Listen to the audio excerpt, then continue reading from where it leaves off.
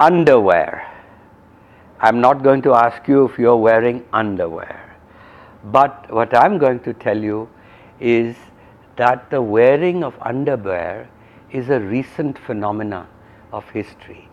And it's got something to do with India. And it began when the East India Company brought luxury, fine cotton textiles to Europe. So first it was the aristocracy that started wearing underwear, because before they had very coarse cloths in Europe, or it was either wool, coarse wool, or coarse cotton, which was not comfortable. But and then of course after the aristocracy, the middle class took it on, and then in the 20th century the masses in the world also adopted it. So this story is been recounted in one of the volumes in a history series. This one is called the East India Company, but the series itself is a series of 10 volumes, now 11. It comes in a beautiful red box saying 10 Tales of Trade, The Romance of the Bazaar, and Adventures of the High Seas. Come and experience this. And this volume is one of the series in this. The series actually began with the Arthashastra. And the one thing I remember, this was written by Tom Troutman. All our authors are reputed scholars for this series, but the series is written for the ordinary lay, thoughtful reader, and not for academics, even though academics have written these books. And my role really was the editor. I selected the authors, and I did some editing of the books, and I wrote long introductions to each book, in which I have not repeated what the author says, but told the reader why he should read this book. So, Arthashastra, to me the most interesting thing is the advice that is given to the king is to make sure that your tax rate is not too high. And he says the fair tax rate, meaning on the farmer, the produce of the farmer, or on the merchant, the share of the king is Shatbhaga. Shatbhaga means 1/6, which is the 15% or the tax rate of Singapore today. And so after this we had a volume called The World of the Tamil Merchants. And what struck me about this story is that if you stood 2000 years ago near what is today Cochin, there was a port called Muziris, and that port was one of the most active trading ports with the Roman Empire. In fact, the author Kanakalata Mukund says that one ship from Rome arrived in India every day at one South Indian port. The Romans were so worried because Indians would sell the cottons from which they wore their togas, the Roman senators. Their wives cooked with Indian spices. They wore Indian luxuries, silks, cottons, etc. Anyway, Pliny, who was a senator from Rome, he got up in the Senate and he told the Romans that 2/3 of Rome's silver and gold was being lost to India because Indians were not buying anything from Rome. So it was a one-way trade. And he said, stop wearing those tobas stop your women cooking with Indian spices and so on. So this is, then we have a volume after that, um, which is actually my favorite. It is by Arshia Satar. It's called Money in Ancient India. Again, it's an author who lives in Bangalore in the south, and the book is called The Mouse Merchant. Mouse Merchant is a wonderful, inspirational story of entrepreneurship from the Katha Sarit Sagara in this book. And it's the story of a 14-year-old boy whose mother, very humble mother, she works from house to house, cleaning the houses. But she tells her son, you are not going to do this when you grow up.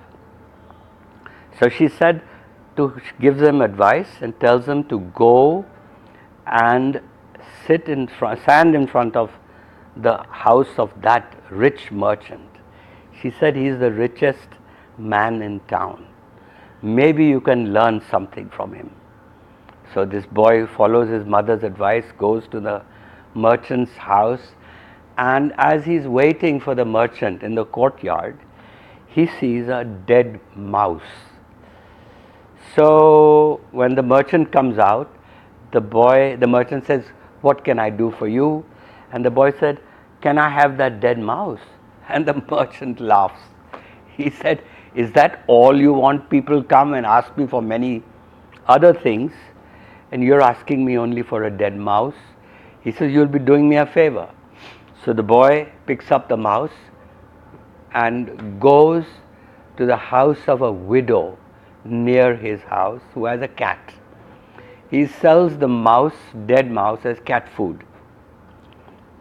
With the few paisa that he earns, he goes to the market and buys chana. And then he takes this gram he makes little pudiyas out of it and goes and sits in the town square with a big jug of water. In the afternoon come loggers from the forest. They're all carrying these heavy loads of logs on their heads. And they come and put their load on the ground in the main square, and they want a little bit of rest. And the boy offers each one water and chana. They don't have any money, so each of them gives him one log. And so the next day he sells the log and he gets more chana, and he does this for 3 months. And then the monsoon season comes, the rainy season. The logging stops in the forest. And the market, in the timber market, the price of wood shoots up. Now he has a room full of logs by then. So he starts selling his logs in the timber market, and he makes a killing. So much money that he buys a shop in the timber market and becomes a timber merchant. After a few years, he realizes there's not enough money in trade of timber. So he says but he finds out there's a lot of money in making ships. So he gets hold of a ship maker, a carpenter ship maker, and he becomes a partner with that fellow, and they start making ships. All the wood that he collects, he gives for making the ships. And soon he has become even more successful as a ship maker. And then a few years later he realizes there's a lot of money in shipping, actually in transporting goods and passengers on ships. Finally, in his early 20s, he has become the richest man in town. And so he goes to that old merchant. He goes to a jeweler first to make him a gold mouse. He takes that gold mouse to the merchant and he presents it to the merchant. And the merchant, and he then tells him his whole story. And the merchant is so happy that he gives his daughter in marriage to this boy. So this is an example of how stories from the Panchatantra, Hitopadesha are stories that resonate with the people. And the merchant was a figure of respect in ancient times, not the kind of view that we have today. So the next volume in our history series is, our series is called The Story of Indian Business, and the next volume is on the Marwadis. And here I must say that 64 countries did the same reforms that India did. But why did India become the second fastest growing economy in the world? Well, one of the reasons is that we had merchant communities in our country, merchant castes, the Banyas, the Parsis, the Chettiars in the south. But the Marwadis are the ones that have the biggest control on enterprise, and they've had this control for more than 100 years. And why? Well, again, I think it's people will tell you the reason is the Marwadis' appetite for risk is enormous. They will literally gamble their shirts to succeed. And my favorite story, which I tell in the Tom Timberg's book, is this, in my introduction, is the story of the Dalmias. Ramakrishna Dalmia, he's in his 20s. It is early 1930s, and he's a poor fellow with paying 14 rupees a month rent for one room in Calcutta, in near Bada Bazaar, and he has in it his wife, his child, his mother, his father, his uncles. There are 11 people living in that one room. And the mother has been after him, saying to him, get a job for 100 rupees a month, we'll be happy. But Ramakrishna Dalmia is a Marwadi with great risk. And so he realizes that there's a big boom in cotton, not in cotton, silver, in the London market.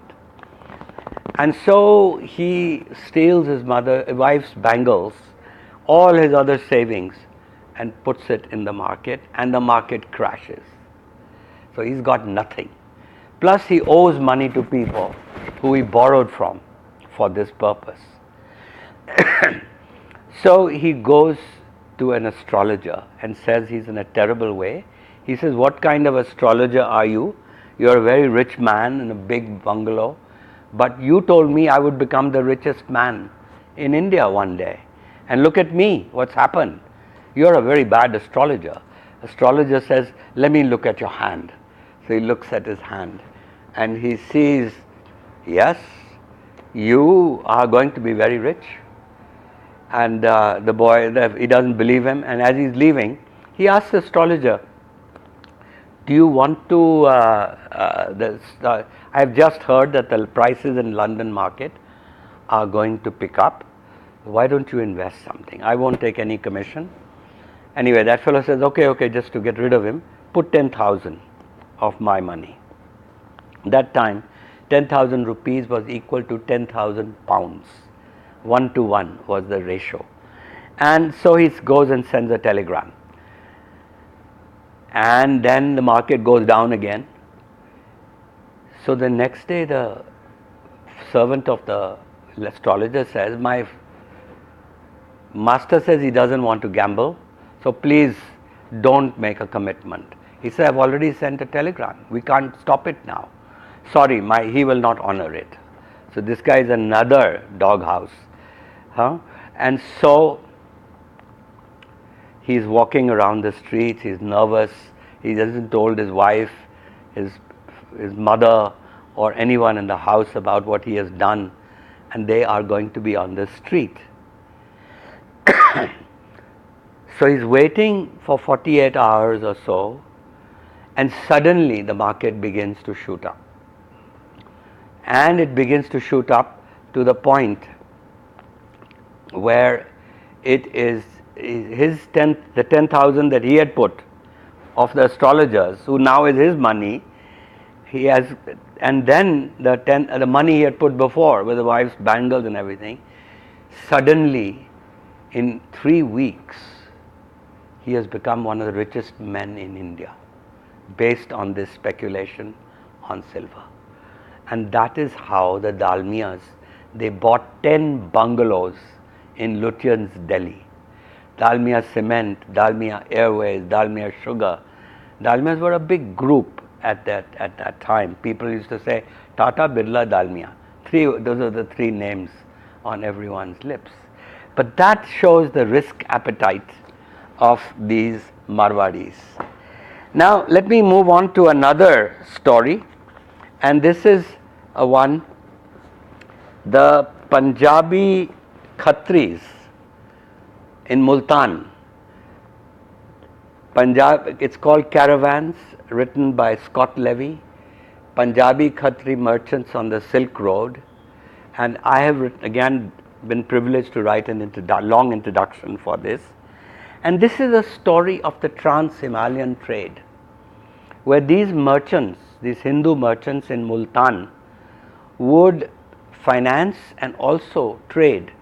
They'd get 20,000 camels, and they would laden them with silk and with Indian spices and Indian fine cottons, and they would take them up the Khyber Pass, then the Hindu Kush mountains into Central Asia, what is today Kazakhstan, or the cities of Bukhara, Samarkand, where Babur came from. And then they went on to Tashkent and then to Russia. And the fact of the matter is that the Tatars, the people of that area place are called Tatars. They have a kind of a Tatar turban, and that again is made of Indian cloth. And so these merchants would create caravanserais along the route.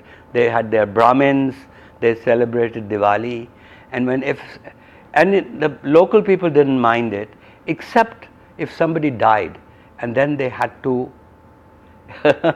cremate the body. And the people thought that, because they weren't used to cremations, so then they thought that these are ghosts going up in the air. So then, very quickly, let me tell you the recent volumes. This is a volume on globalization before its time.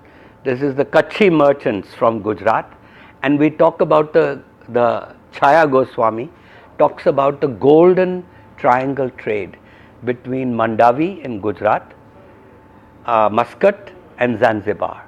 They took cotton goods to Muscat, they picked up coral and other pearls from there, went to Zanzibar, they picked up ivory and slaves and brought them. That was the golden triangle trade. I'll quickly go and tell you that this volume is a volume called Goras and Desis, which is about the managing agency system that came about after the end of the East India Company. After the monopoly was broken, private trade began, and the organizational device was called the managing agency. So we've heard these names, Bird and Company and Shaw Wallace and so on. These were all managing.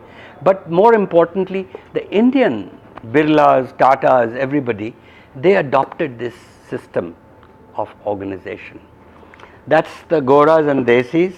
A new volume called The Indian Railways has also just come up. Bibek Debroy is the author, and it is a wonderful example of story of how the railways are built. The latest volume is called Dharma of Business, and this is about pre-modern commercial law, and written by Donald Davis. Again, a wonderful story of how the Dharma Shastras, defined commercial law in ancient times. But more interesting is the fact that it deals with the moral dilemmas we face today with regard to business.